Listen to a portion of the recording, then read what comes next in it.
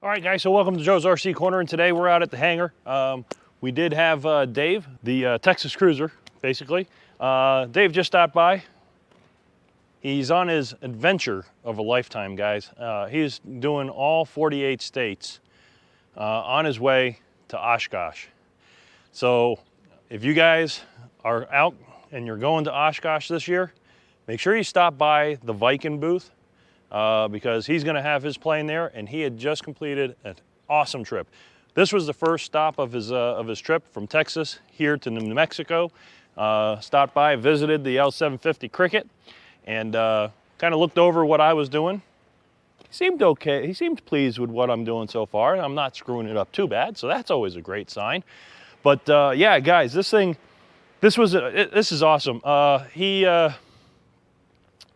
stopped by. We went out to dinner last night and had a nice dinner, gave him a place to stay, to sleep. We topped off his tanks, and you guys will be happy to know my fuel cart worked perfectly, topped off his tanks really fast, and with some MoGas. And we also then filled up his 5-gallon jug just to have that as a backup.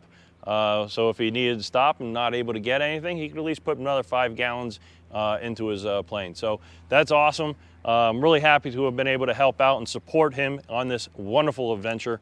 The aviation community here is just awesome, guys. Everybody is here to help each other out, and that's all it's about. And you know, Bill Fahey is helping out, and also Jan over in Florida at Viking Aircraft Engines is helping support from afar as well, keeping all his numbers. So great community. I love the Viking guys. Jan, Alyssa are awesome, and definitely looking forward to coming out and visiting up at the at Airventure and hanging out at their booth. Again, like I mentioned in previous videos, I will be there. My wife will be there. Unfortunately, the Cricket is not ready to be there this year, but she will be ready for next year. So make sure you guys hit that like button, hit the subscribe button, and follow along as we work on the Cricket. Right now, it is 8:44 in the morning. Sun is blistering, and it's already over 80 degrees out here. And with rainstorms threatening around the field, the humidity is high for us. So just keep that in mind. It's all in perspective. But yeah, we'll try to get something on the plane done today. I'm not sure what, but we'll try to get something done, do a little bit of work on it.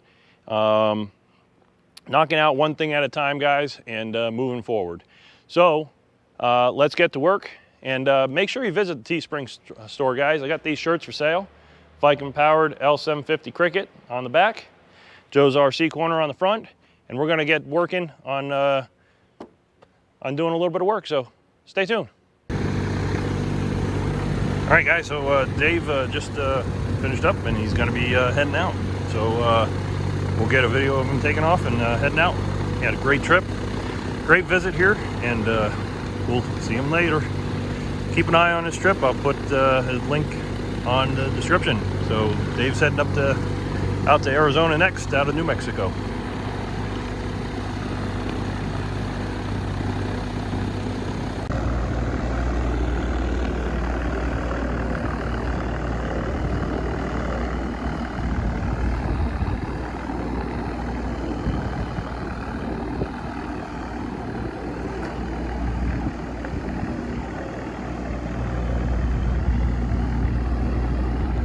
All right, guys, we got Dave is pulling up onto the runway 8 here at Las Cruces. Traffic, Turkey 49, Quebec, taxiing from parking over to 2630 on his way. Las Cruces.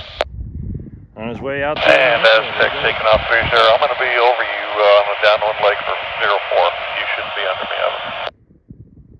Yeah, I got you inside, man.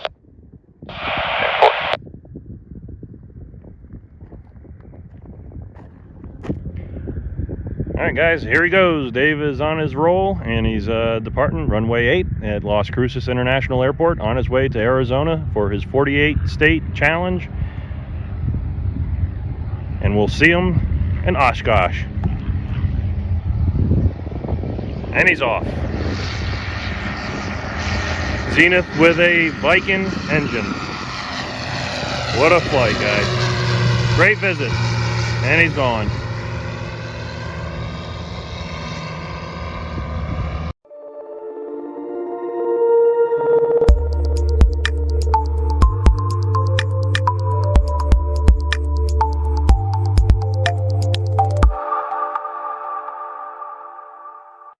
Okay guys, so while I'm out here, I wanted to try to get a little bit of work done here on the Cricket. So after Dave left, I went ahead and did a little bit of cleaning, got the airplane back in the hangar, of course.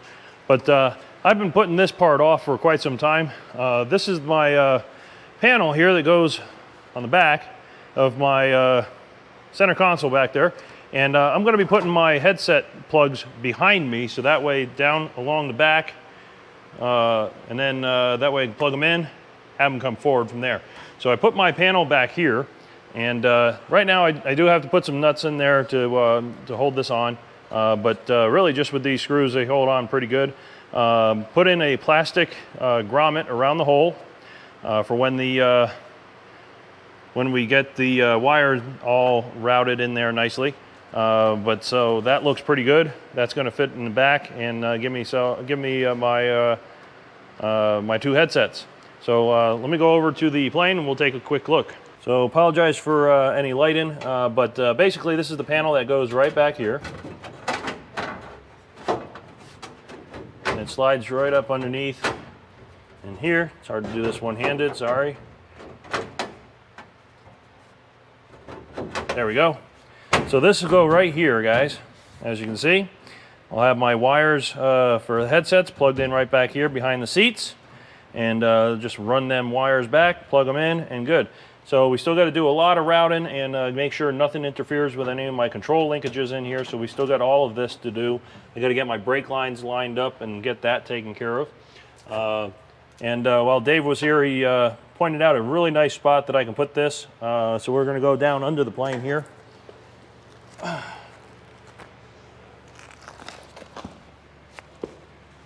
All right, so looking down under the plane over here, guys, we have my fuel exit in right here.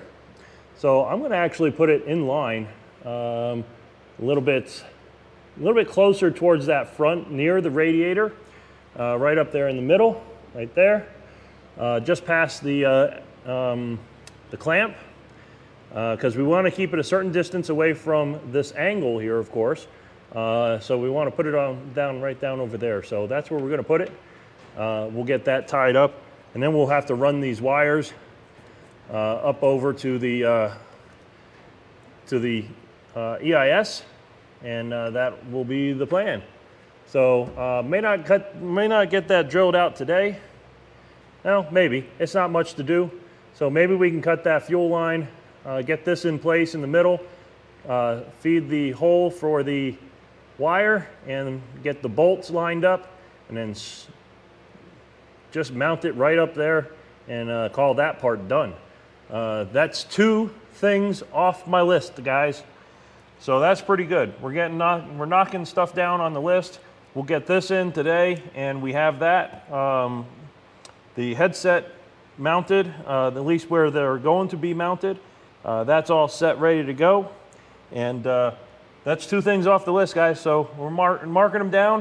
I'm gonna stay out here as long as I can. I mean, it's getting hot. We're at 90 degrees now in the hangar, so whew, boy, it's warm.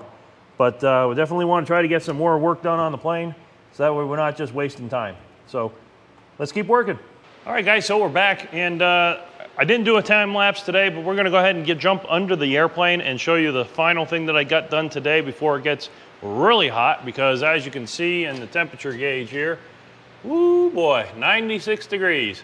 So 96 degrees, a bit too hot for me to hang out here any longer. So we're gonna go ahead and call it a day, clean up and get the heck out of here before it gets really hot.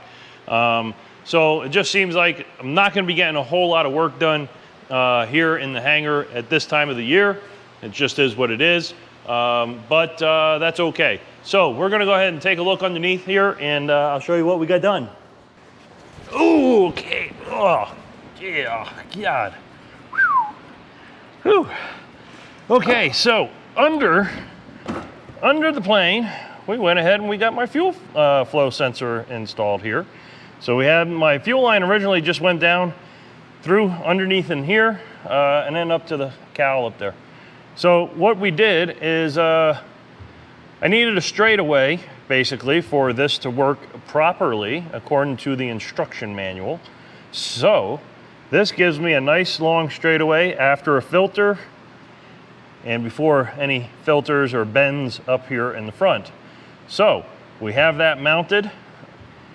And right now I just have these regular clamps, hose clamps on there. I ran out of the correct size a Whittaker, or I don't know. These clamps here that you clamp, you squeeze, they're more of a permanent clamp here, which is good. So I ran out, so I don't have enough of those to do this, so I just went ahead and did this temporarily. We don't have it wired up yet, so I need to go ahead and start wiring that.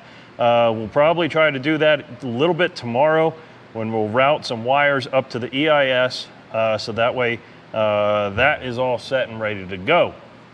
But other than that, it is installed. Fuel line is being supported right here, and we do have some supports in there as well. Okay, so anyways, guys, yeah, so that's in. We did the, on the inside, we mounted my housing that will be for my, we'll get out from underneath here. Yow. All right, and I'm not sure how well we're gonna be able to see in here, but yeah, we have the line coming out right here between the brake lines, and it's gonna be, I'm gonna use some clamps to hold it up along the side here, out of the way of all the pull cables.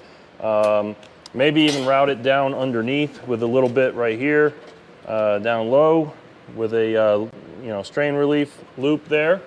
Do something of that sort, we'll see. And then we got to get back up underneath here, and we got to finish up all these cables and wire in here and just finish it up, because I don't want that in there anymore. I need to get this start getting that cleaned up. Yeah, and the that is mounted right there.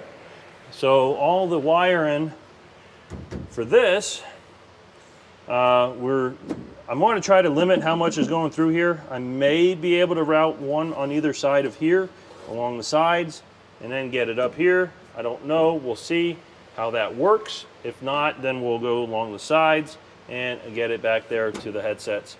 Might also look at a way of maybe replacing one of these to one that has a push to talk and then my trim buttons.